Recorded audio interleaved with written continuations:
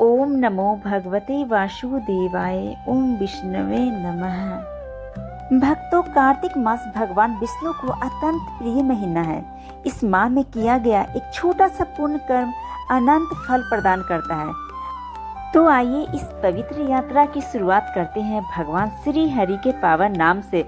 तो comment box में श्री हरि का नाम अवश्य लिख दें। भक्तों, कार्तिक मास आत्मशुद्धि और भक्ति का महीना है।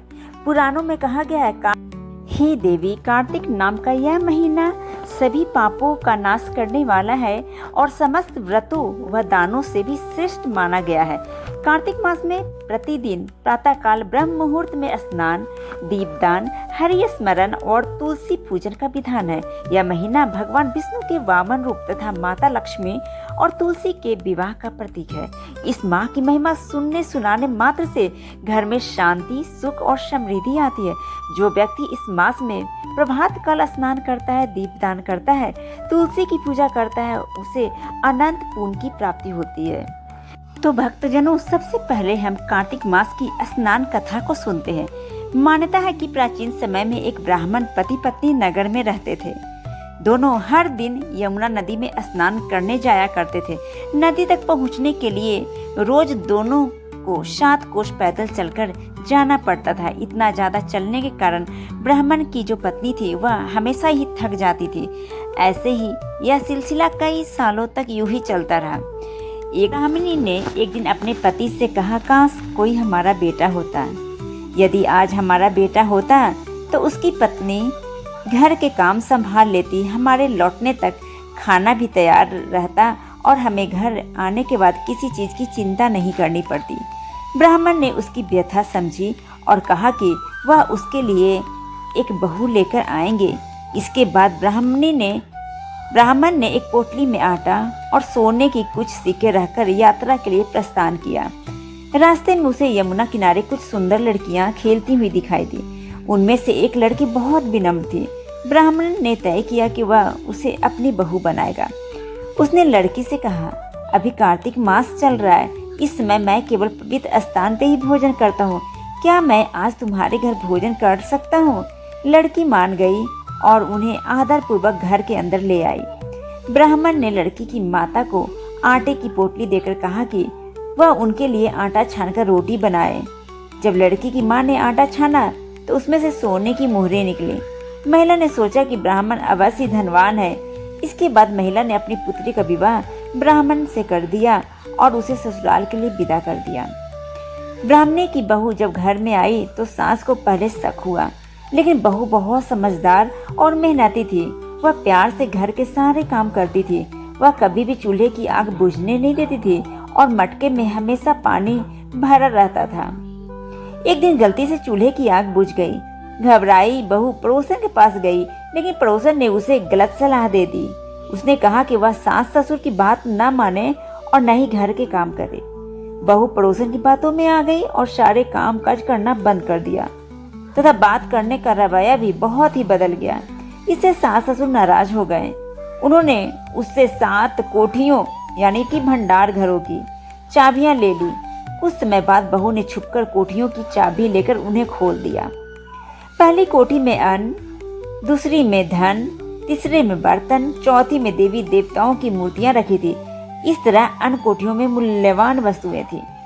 जब बहू 7वीं कोठी खोलने ही वाली थी तो उसने दरार से देखा कि अंदर एक सुंदर युवक चंदन की चौकी पे बैठा माला जप रहा है। उसने पूछा, आप कौन हो? युवक ने कहा, मैं तुम्हारा पति हूँ, लेकिन दरवाजा तब खोलना जब मेरे माता पिता आए। बहू ने उसकी बात मान ली।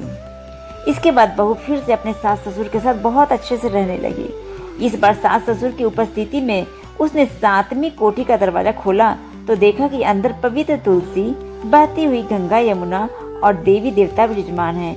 माँ ने बेटे को पहचानने के लिए एक कठिन परीक्षा ली, जिसे उसने सच्चाई से पूरा किया। यह देखकर सास ससुर बहुत खुश हुए और बहू को आशीर्वाद दिया। अब आइए कार्तिक मास कथा का अध्याय 8 का हम प्रारंभ करते हैं। श्री नारद जी बोले, हे राजन, अब मैं कार्तिक के व्रत की उद्यापन विधि सम्यक प्रकार से वर्णन करता हूँ, उसे ध्यान देकर सुनिए। व्रती को चाहिए कि कार्तिक मास में शुक्ल पक्ष की चतुर्थी को व्रत के संपूर्ण फल प्राप्त करने के लिए और विष्णु भगवान की प्रसन्नता के लिए उद्यापन करें।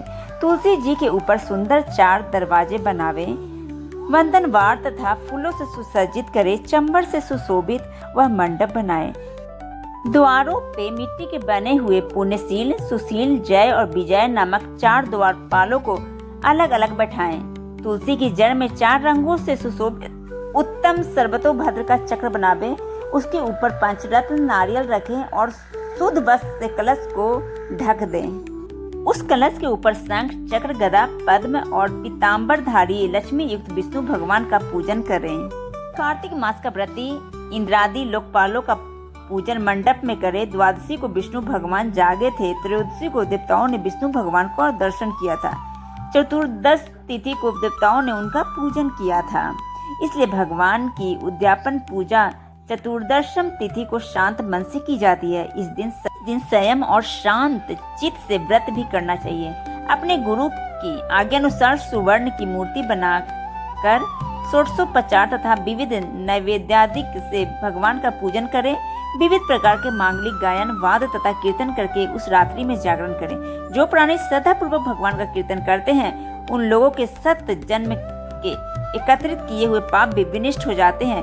जो लोग जागरण करके प्रेम पूर्वक भगवान का कीर्तन तथा नृत्य करते हैं, उनको 1 सहस्त्र गोदान का फल प्राप्त होता है। जो प्राणी भगवान के सम्मुख नृत्य गान पूर्वक कौतुक करते हैं, उनके अनेक जन्म मार्जित पातक तुरंत नष्ट हो जाते हैं। जो प्राणी विष्णु भगवान के सम्मुख नृत्य, गीत आदि कौतुक करता हुआ जागरण करता है तथा उनके चरित्रों का पाठ करके विष्णु भक्तों को प्रसन्न करता है, व्यर्थ की बातों का त्याग करके मुख से बांसुरी आदि बजाता है, इन भक्ति भावनाओं से युक्त जो मनुष्य रात भर जागरण करता है, उसे करोड़ों तीर्थों के करने के समान पुण्य प्राप्त होता है। तदंतर पूर्णमासी को स्त्री सहित श्रेष्ठ 30 ब्राह्मणों को या केवल एक ही श्रेष्ठ ब्राह्मण को सपत्नीक सामर्थ्य अनुसार पायशान भोजन करावे, क्योंकि इसी दिन विष्णु भगवान ने भक्तों को वरदान दिया था और मत्स्य रूप धारण किया था। अतः इस तिथि को दान, हवन, जप आदि जो कुछ भी विष्णु भगवान के निमित्त होता है, वह अच्छे फल को देने वाला होता है। इस कारण व्रती उक्त 1 या 30 ब्राह्मणों को पायशान भोजन करावे। तब देवताओं के देवता विष्णु भगवान को तथा देवताओं को अलग अलग प्रसन्न करने के लिए अतो देवा इन दोनों वैदिक मंत्रों से तिले और पायशांत्र का हवन करें। उन ब्राह्मणों को अपनी सामर्थ्य के अनुसार दक्षिणा दे प्रणाम करें। पुनः विष्णु देव की पूजा कर अन्य देवताओं तथा तुलसी का तथा कपिला गौ का पूजन कार्तिक व्रती सावधानी से करें। व्रत का उपदेश करने वाले सपत्नीक गुरु तथा उन सपत्नीक ब्राह्मणों का वस्त्र, आभूषण आदि से पूजन कर क्षमा की प्रार्थना करें। प्रार्थना मंत्रों का अर्थ: आप सब लोगों की अनुकंपा से मुझ पे भगवान सर्वदा प्रसन्न रहें। इस व्रत के करने से मेरे 7 जन्मों के किए हुए पाप नष्ट हो जाएं, मेरी संतान चिरंजीवी रहे। इस पूजा के द्वारा मेरी सभी अभिलाषाएं पूर्ण हो। मेरी मृत्यु के पश्चात मुझे अतिशय दुर्लभ विष्णु लोक प्राप्त हुए। व्रत करने वाला इस प्रकार ब्राह्मणों से क्षमा की प्रार्थना करे और उनको प्रसन्न करके विदा करे। पूजा की उन संपूर्ण वस्तुओं को गौ के साथ गुरु को दे दे। इसके पश्चात बंधुओं और मित्रों के साथ स्वयं भी भोजन करें। कार्तिक अथवा माघ मास के उद्यापन के नियम इसी प्रकार कहे गए हैं। इस प्रकार जो प्राणी विधि विधान से कार्तिक मास का व्रत और उद्यापन करता है, वह पाप रहित होकर मनोविलसित कामनाओं को प्राप्त करता है और अंत में विष्णु लोक निवास करता है। तीर्थों, दानों तथा सब व्रतों करने से जो फल प्राप्त होता है, उनसे करोड़ गुना अधिक पूर्ण फल विधि पूर्वक कार्तिक मास का व्रत करने से मिलता है। वे प्राणी धन है, वे पूजनीय है और उन्हीं का इस संसार में जन्म लेना सफल है, जिन्होंने विष्णु भगवान की भक्ति में तल्लीन होते हुए कार्तिक मास का व्रत किया। कार्तिक मास का व्रत करने वाले के पूर्ण भय से उसके समस्त पाप कांपते हैं और इधर उधर भागते फिरते हैं और कहते हैं कि अब हमारा जाना कहाँ होगा। इस कार्तिक मास के व्रत के विधान को जो भक्ति पूर्वक सुनता है या वैष्णवों के सम्मुख सुनाता है, ये दोनों इस व्रत द्वारा इस व्रत से प्राप्त होने वाले पाप नाशक सभी फल प्राप्त करते हैं।